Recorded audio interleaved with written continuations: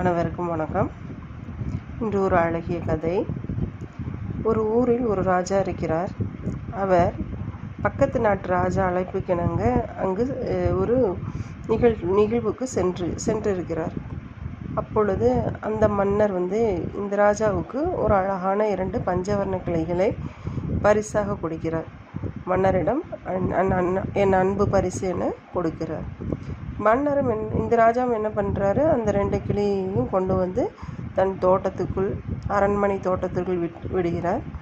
பிறகு தோட்டக்காரனை கூப்பிட்டு இந்த பறவைகளை, இந்த பஞ்சவர்ண கிளிகளை நன்றாக வளர்க்கவும் நன்கு பராமரிக்கவும் இது நம்ம அயல்நாட்டு நண்பர் நம் மன்னர் கொடுத்த பரிசு அப்படின்னு சொல்கிறார்.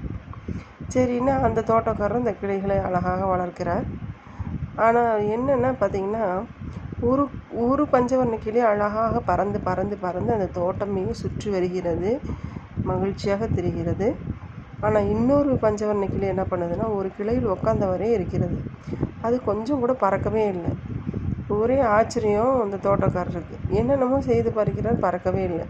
உடனே மன்னர்கிட்ட போய் அதை சொல்கிறாரு. மன்னா, நீங்கள் கொண்டு வந்து கொடுத்த பஞ்சவர்ண கிளி ஒன்று நன்றாக பறக்கிறது, சுறுசுறுப்பாக இருக்கிறது, நன்றாக சாப்பிடுகிறது, ஆனந்தமாக இருக்கிறது.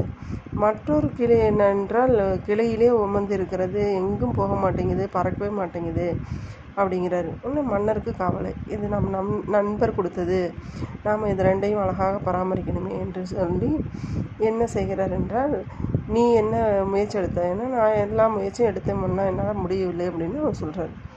உடனே என்ன பண்ணுறாரு, மன்னர் நாட்டில் அறிவிக்கிறார்.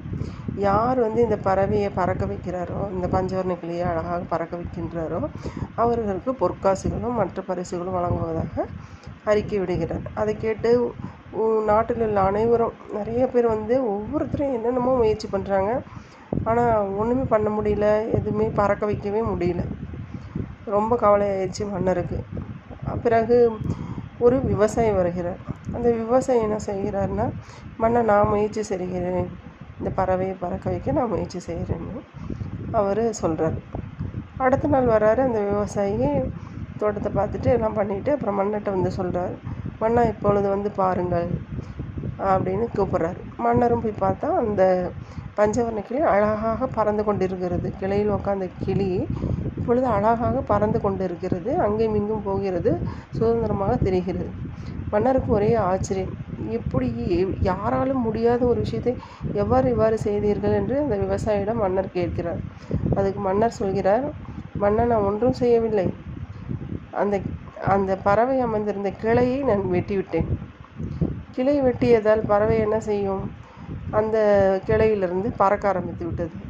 அதற்கு பிறகு அது எல்லா இடத்துக்கும் தோட்டம் ஃபுல்லாக சுற்றி வந்தது, பறந்தது, ஆனந்தமாக அனைத்து மரத்திற்கும் போய் உட்கார்ந்தது, பறந்தது அப்படின்னு இந்த விவசாயி சொல்கிறான். மன்னருக்கு ரொம்ப சந்தோஷம்.